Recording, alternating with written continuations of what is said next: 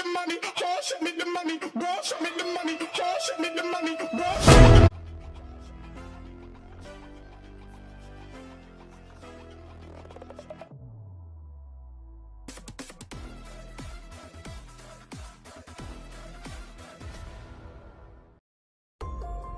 Hi friends, வித்தியாசமான படங்கள் வரிசையில் இப்போ நம்ம என்ன படத்தை பற்றி பார்க்க போகிறோம் அப்படின்னா, சா படத்தோட 2ஆம் பாகத்தை தான் பார்க்க போகிறோம். அதே கான்செப்ட் தான், எந்த விதமான மாற்றமும் கிடையாது. அதிகமாக பாவம் செஞ்ச ஒரு சில பேரை கில்லர் கடத்திட்டு போய் ஒரு ரூமில் விட்டு அவங்களுக்கு மரண தண்டனையை கொடுக்குறான். அதில் உங்கள் எல்லாரையும் வரவேற்கிறேன். தப்பிக்கிறதுக்கு சில வழிகளையும் கொடுக்குறான். அதை தப்பிச்சவங்க தப்பிக்கிறாங்க, அதை மிஸ் பண்ணுறவங்க இறந்து போயிடுறாங்க அப்படிங்கிற ஒரு சிங்கிள் கான்செப்ட் தான். ஆனால் ஃபஸ்ட்டு பார்ட்டை விட இந்த பார்ட்டை அதிகமாக கலெக்ட் பண்ணியிருக்குங்க. ஒரு படம் தான், இதுதான் நடக்க போகுதுன்னு நமக்கு தெரியும். அப்புறம் எப்படி அந்த படம் அதிகமாக கலெக்ட் பண்ணிச்சு அப்படின்னா, திரைக்கதை, அதாவது ஸ்க்ரீன் பிளேல பயங்கரமான யுக்திகளை பயன்படுத்தியிருக்காங்க அப்படின்னு தான் சொல்லணும். அது நீங்க இந்த இடத்துக்கு வந்திருக்கீங்கன்னு தெரிஞ்சுக்கிறது தான் ரொம்ப முக்கியம். இப்போ நம்ம டேரெக்டாக அந்த படத்தோட டீட்டெயில்ஸ்குள்ளே போயிடலாம். ஃபர்ஸ்ட் ஆஃப் ஆல் ஒரு ரூமை காமிக்கிறாங்க. எப்போதும் போல தான் அதில் ஒருத்தன் கட்டி போட்டு வச்சுருக்காங்க. ஒருத்தன் அவனுக்கு தலையில் ஒரு கூடு மாதிரி கழுத்தில் இருக்குது. நம்ம யானையெல்லாம் பிடிக்கிறதுக்கு யானை காலை அப்படி லாக் பண்ணுற மாதிரி சில விஷயங்கள் செஞ்சுருப்பாங்கள்ல, அந்த மாதிரி இருக்குது. நீங்கள் இந்த கிளிப்பிங்ஸில் பார்த்தீங்க அப்படின்னா தெரியும். உங்ககிட்ட தான் இருக்கு. நீ கொஞ்சம் அசஞ்சாலும் உன் கழுத்து. அவனுக்கு எதிர்த்தாப்புல ஒரு சின்ன கண்ணாடி ஒன்று இருக்கு. அந்த கண்ணாடியில் பார்க்குறான். அவனுக்கு கண்ணை அப்படி கிழிச்சு அதில் தையல் போட்டு அப்படியே ரத்தமாக இருக்கிற மாதிரி காமிக்கிறாங்க. அவனுக்கு எதிர்த்தாப்புல ஒரு டிவி இருக்குது. அந்த டிவியில் ஒரு பொம்மை பேசுது மாதிரி, எங்கேயோ ஒரு இடத்துல இழுத்துட்டு போயிருக்க மாதிரி ஒரு கயிறு மாதிரி கட்டியிருக்கு. அந்த பொம்மை என்ன சொல்லுது, நீ கொஞ்சம் கூட அசைஞ்சாலும் இந்த ஆட்டோமேட்டிக்காக அந்த ஒயர் விடுபட்டுச்சு அப்படின்னா டைமர் ஸ்டார்ட் ஆயிரும். எண்ணி 60 செகண்டில் அந்த மண்டை கூடு இருக்குல்ல, அது மூடிடும். மூடிச்சு அப்படின்னா நீ செத்து போயிடுவ. அந்த மண்டை கூடை ஓப்பன் பண்ணுறதுக்கான கீ உன்னோட கண்ணை கிழிச்சு கண்ணுக்கு நடுவில் வச்சுருக்கேன் அப்படிங்கிற மாதிரி அந்த பொம்மை பேசும். அந்த கண்ணை கிழிச்சு அந்த உள்ளே வச்சுருக்க அந்த வீடியோவும் அந்த டிவியில் ஒளிபரப்பு செய்யப்படுது. மறந்துட்டேன், அதை உன் உடம்புக்குள்ள உன் வலது கண்ணில் தான் பொறுத்து இருக்க, கவலைப்படாத. இவன் பதற்றத்தில் என்ன பண்ணுறான், வேகமாக அப்படி இப்படின்னு ஆடுறான். டக்குன்னு அந்த ஒயர் அறுந்துருது. டைமர் ஸ்டார்ட் ஆகிடுது. அவனை ஒரு கம்பி கிடக்கு.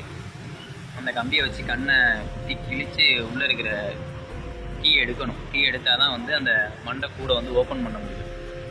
ஸோ அவன் என்னென்னமோ பண்ணி பார்க்குறான், ட்ரை பண்ணுறான். தன்னைத்தானே தன் கண்ணை அப்படி குத்திக்கிறதுனா எப்படி குத்த முடியும்? ரொம்ப கஷ்டப்படுறான். 60 செகண்ட் முடிஞ்சிருது. சட்டாருன்னு அந்த கூடு லாக் ஆகி அதில் வெறும் ஆணி இனிமா இருங்க அடித்து நச்சு அப்படியே தொப்புன்னு கீழே விழுந்து இறந்து போகிறான். அப்போதான் படத்தோட பேரே போடுறாங்க, சா 2 அப்படின்னு பேர் போடுறாங்க. இந்த ஃபஸ்ட்டு சீன்லேயே அள்ளு விட்டுருச்சு நமக்கு அப்படின்னு தான் சொல்லணும். சொல்லப்போனால் இது ஒரு 18+ மூவி தான். நான் தான் ஏற்கனவே சொல்லியிருக்கேன். சிறிய அதுக்கடுத்தான் ஒரு போலீஸ் ஸ்டேஷனை காமிக்கிறாங்க. ஒரு பையன் அங்கே உட்காந்துருக்கான். அந்த போலீஸ் ஸ்டேஷனில் அவங்க அப்பா அந்த பையனை அழைச்சிட்டு போகிறாரு. எதுக்காக என்ன அப்படிங்கிற ரீசன்லாம் தெரியல. அவங்க அப்பாவும் ஒரு போலீஸ் அப்படிங்கிறது. அவங்க 2 பேருக்கும் இடையில ஒரு சின்ன வாக்குவாதம் நடந்திருக்கு. அவங்க அம்மாவும் அப்பாவும் டைவர்ஸ்ன்னு நினைக்கிறேன். அந்த பையன் சொல்கிறான், நான் எங்கள் அம்மா கூடயே போய் இருந்துக்கிறேன், உங்களோட இருக்கிறதுக்கு பிடிக்கல அப்படிங்கிற மாதிரி சொல்லிட்டு போகிறான். போடா அப்படின்னு அவங்க அப்பா சொல்லி திட்டி அனுப்பிடுறாரு. அம்மா கிட்டயே திரும்ப போயிடலாமோன்னு தோணுது. ஆனால் அவர் திட்டி அனுப்பிட்டார தவிர அவர் மைண்டில் பையன் அப்படி திட்டிக்க கூடாது அப்படிங்கிற மாதிரி ஒரு யோசனை இருக்குது. திடீர்னு அவருக்கு ஒரு கால் வருது. அவன் பையன் தான் கால் பண்ணுறான்னு நினச்சி ஹலோ அப்படின்னு சொல்லி அந்த பையன் பேரை சொல்கிறாப்ப, இல்லை நான் உன்னோட ஆஃபீஸர் பேசுகிறேன், தலைமை அதிகாரி பேசுகிறேன், இது மாதிரி ஒரு டேனியல். சாரி சஜன், பையன் நினச்சேன். ஒரு ஜிக்ஸா கில்லர் இருக்கிற இடம் தெரிஞ்சிருச்சு. நம்ம எல்லாரும் அங்கே போகிறோம் அப்படின்னு சொன்னால் ஒரு படையே கிளம்பி போகுதுங்க. டக்குன்னு கிளம்பி அங்கே போனால் அவனை கண்டுபிடிச்சிடுறானுங்க. அவன் நிறைய ட்ராப்பெல்லாம் வச்சுருக்கான். படிக்கட்டில் நிறைய உடஞ்சி போகிற மாதிரி அந்த மாதிரி சின்ன சின்ன ட்ராப்பெல்லாம் வச்சுருக்கான். அதையெல்லாம் தாண்டி அந்த இடத்துக்கு போயிடுறாங்க. அந்த இடத்துக்கு போனால் அவன் பேஷண்ட், அந்த மொட்டையும் இருக்காங்கள, அந்த ஏற்கனவே பழைய பாட்டில் பார்த்தீங்கன்னா அவன் தான். ஆனால் இப்போ முடி வச்சு ஒரு தாத்தாவாகி அப்படியே உட்காந்துருக்காரு. இந்த பக்கம் வந்து செலின் பாட்டிலில் ஓடிக்கிட்டு இருக்கு. ஸோ இதை வந்து காமிக்கிறாங்க. அவன் வந்து பார்த்து சிரிக்கிறான். அங்கே பார்த்தா ஆப்போசிட்டில் வந்து ஒரு 6 பேர் அடைச்சி வச்சுருக்க மாதிரி டிவியில் வந்து ப்ளே ஆகிட்டு இருக்கு. ஸோ இந்த மாதிரி சீன்லாம் வந்து நிறைய காமிக்கிறாங்க. வாங்க. அதில் வந்து அந்த பையனும் இருக்கான், அதாவது அந்த போலீஸ் ஆஃபீஸரோட பையனும் ஒருத்தனாக இருக்கிறான் அப்படிங்கிறது வந்து ரொம்ப வேதனைக்குரிய விஷயமா இருக்குது. அவன் பார்த்துட்டு அழுகுறான். அந்த போலீஸு என்ன செய்கிறது என்ன அப்படின்னா அவனை போட்டு அடித்து துன்புறுத்துறான். அவன் எப்படியாவது எங்கே இருக்கான்னு சொல்லு அப்படிங்கிற மாதிரிலாம் ரொம்ப அவனை அடிக்கிறான். ரொம்ப ரத்தம் வர்ற அளவுக்கு அடித்து அவனை துன்புறுத்துறான். அதுக்கு என் பையன் நினைக்கிறேன். பட் டைமர் வந்து ஓடிக்கிட்டே இருக்கு. 3 மணி நேரம் தான் டைமிங் உனக்கு. அந்த அவங்க இருக்கிற ரூமில் வந்து அவங்க இருக்கிற வீட்டில் வந்து ஒரு விஷ வாயுவை வந்து நான் ஏர் கண்டிஷனர் மூலமாக அனுப்பிக்கிட்டு இருக்கேன். 3 மணி நேரம் தான் உங்களுக்கு டைம். அந்த 3 மணி நேரத்துக்குள்ளே அந்த வீட்டை விட்டு வெளில வந்துட்டாங்க அப்படின்னா அவங்க குலைச்சிருவாங்க. இல்லை அப்படின்னா 2 மணி நேரத்துலேயே காலியாகிறதுக்கு வாய்ப்பு இருக்குது அப்படின்னு சொல்லிடலாம். நேராக அவங்க அந்த வீட்டுக்கு ஜூம் பண்ணி உள்ளே காமிச்சா அங்கே என்ன நடக்குது அப்படின்னா நிறைய பேர் அப்படியே மயங்கி எந்திரிக்கிறாங்க. அப்போ தான் ஒருத்தங்க யார் என்ன அப்படிங்கிற மாதிரி தெரிஞ்சுக்கிறாங்க. அதில் வந்து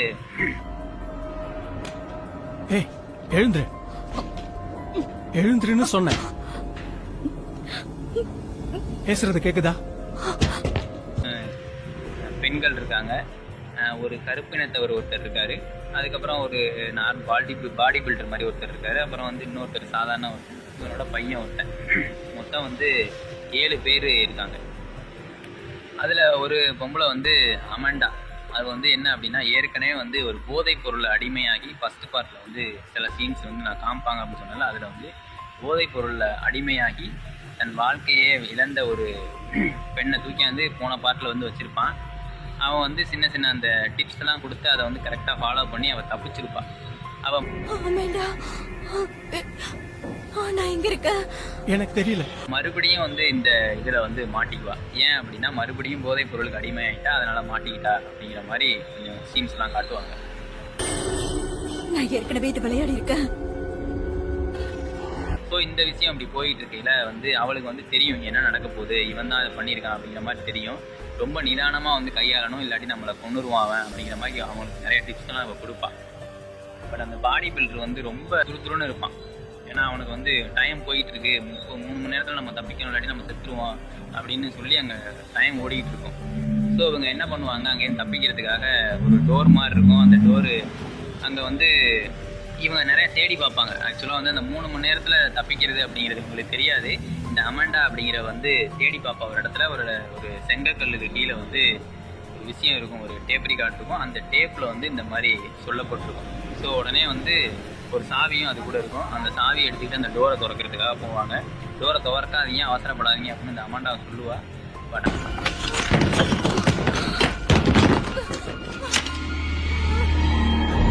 ஆனால் அந்த டோரை வந்து கஷ்டப்பட்டு திறப்பாங்க. அந்த டோர் திறக்கையில் கூட ஒருத்தன் இருப்பான், அந்த ஸ்ட்ராங்காக பாடி பில்டர் மாதிரி இருப்பான்னு சொன்னால அவன் வந்து திறப்பான். கூட இருக்கவனை வந்து ஒரு துப்பாக்கி அதுலேருந்து அந்த திறக்க அந்த துப்பாக்கியோட இது வந்து ரோல் ஆகி சுட்டு தள்ளி அவனை செத்து ஒரு கீழே விழுந்துருவான். நான் தான் உனக்கு நான் புரிய வச்சு காட்டுறேன். சொன்னனே அவன் வந்து இது மாதிரி ஒரு ட்ராப் வச்சிருப்பான் அப்படின்னு. நம்ம எந்த விஷயத்த செஞ்சாலும் ரொம்ப கவனமாக செய்யணும் அப்படிங்கிற மாதிரி நான் அவன்கிட்ட வந்து சொல்லுவாள். அந்த டோரை திறந்துக்கிட்டு வெளில போயிடுவாங்க. வெளில போனோன்னா வேறு ரூமுக்கு போவாங்க. அங்கேயும் ஏர் கண்டிஷனரில் வந்து இந்த வாயு வந்து போயிட்டுருக்கும். அந்த வீடு ஃபுல்லாகவே வந்து இந்த விஷவாயு வந்து பரவிட்டு இருக்கும்.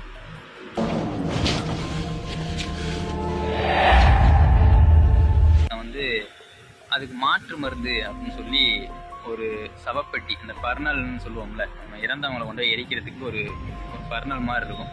அது வந்து அங்கே போய் படுத்துட்டு அதில் வந்து ஆட்டோமேட்டிக்காக வந்து நெருப்பை பற்ற வச்சோம் அப்படின்னா எரிஞ்சு சாம்பல் ஆயிடுவாங்க அப்படிங்கிற மாதிரி ஒரு இது இருக்கும். அதுக்குள்ளார 2 மாற்று மருந்து அப்படின்னு சொல்லி 2 இன்ஜெக்ஷன் வச்சுருப்பான்.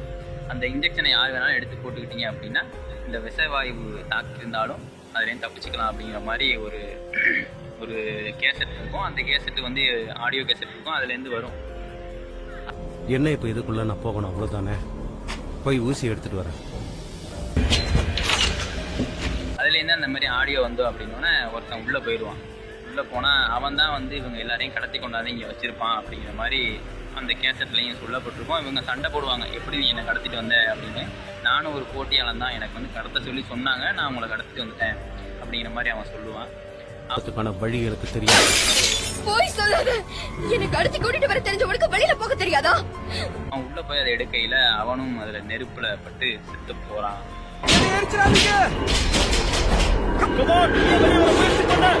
ஒரு விஷயத்தையும் வந்து கவனமா செய்யணும் அப்படின்னு நான் ஒருவருக்கும் சொல்லிட்டு இருக்கேன், நீங்க வந்து கேட்க மாட்டேங்கிறீங்க அப்படின்னு அந்த அமாண்டா வந்து சொல்லுவா. அங்கேயும் இங்கேயும் ஓடுவாங்க. கடைசியில வந்து ஒருத்தங்களா அப்படியே இறக்குற தருவாயில் வந்துருவாங்க. கிட்டத்தட்ட 1.5 மணி நேரம் ஆயிரும். கடைசியா வந்து நான் சொல்றது கேக்குறியா? அந்த ஒரு போலீஸ்காரன் இருக்கான்ல, அவன் வந்து அந்த இடத்த கண்டுபிடிச்சாகணும், எப்படியா இருந்தாலும் சொல்லு, அந்த இடத்த பத்தி சொல்லு அப்படிங்கிற மாதிரி சொல்லுவான். அடிச்சு அவனையும் அழைச்சிட்டு போ. நான் கடைசியா ஒரு கிட்ட ஒரு சாக போற கண்டிஷன்ல வந்து அவனும் உண்மையை சொல்றேன், வா போவோம் அப்படின்ட்டு அழைச்சிட்டு போயிடுவான். அவன் அழைச்சிட்டு போய் அந்த இடத்த காமிக்கிறதுக்காக கார்ல அவங்க 2 பேரும் போயிட்டு இருப்பாங்க. இங்க இருந்து வீடியோ நடக்கிறத பார்த்துக்கிட்டு இருப்பாங்க. திடீர்னு வீடியோ வந்து நின்று போயிடும்.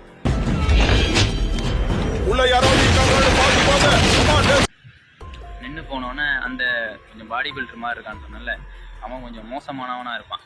அதாவது அவனுக்கு ஒரு டேப் மாதிரி கிடைக்கும். அந்த டேப்ல வந்து என்ன சொல்லியிருக்கோம்னா, இறந்து போனவங்களுக்கு எல்லாருக்கும் ஒரு நம்பர் கொடுத்துருக்கேன். அந்த நம்பரை வந்து நீ வந்து ஒரு சில கலந்து போட்டு அந்த நம்பரை நீ எப்படியாவது சரி செஞ்சு அந்த டோரை வந்து நீ ஓப்பன் பண்ணிக்கலாம் அப்படிங்கிற மாதிரி சொல்லியிருக்கோம். அதனால வந்து இந்த கருப்பாக இருக்கிறவன் சொன்னால ஒருத்தன் கருப்பின்ட்டவன், அவனை வந்து இவன் அடிச்சே கொண்டு அவன் கழுத்துக்கு பின்னாடி ஒரு நம்பர் இருக்கும், அதை வந்து எடுத்துருவான். இதே மாதிரி இறந்து போனவங்க பின்னாடி சில நம்பர்கள் இருக்கும், அதை வந்து அவன் எடுத்துருவான்.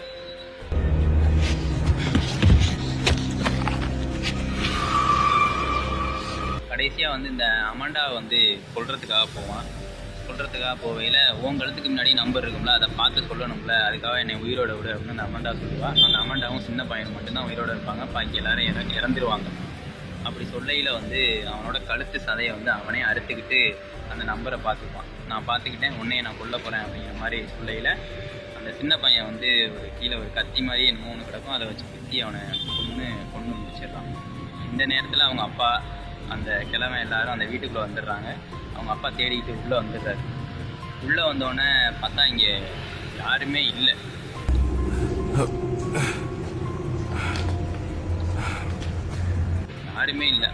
சும்மா ஒரு இதாக தான் கிடக்கு. ஏற்கனவே போன பார்ட்டில் இறந்து போனவங்களோட பாடிஸு இந்த மாதிரி தான் கிடக்கு. அவர் அப்படியே தேடிக்கிட்டே உள்ளே போய் பார்க்குறாரு. போன பார்ட்டில் வந்து ஒரு டாய்லெட்டில் ஒரு பேத் டாப் சொன்னல, குளிக்கிற டேப் மாதிரி இருக்கும் அப்படின்னு சொல்லிட்டு, அதுக்குள்ளே பார்த்தா ஒரு சட்டை மாதிரி மூடி கிடக்கிற மாதிரி இருக்கும். கிட்டக்க போனோன்னே டக்குன்னு அவங்க அப்பாவுக்கு ஒரு இன்ஜெக்ஷனை போட்டு மயக்கமடைய வச்சுருவான். எந்திரிச்சு அவங்க அப்பா பார்ப்பாரு, யார் இன்ஜெக்ஷன் போட்டா அப்படின்னா அந்த அமாண்டா அப்படிங்கிறவங்க தான் இன்ஜெக்ஷன் போட்டிருப்பான்.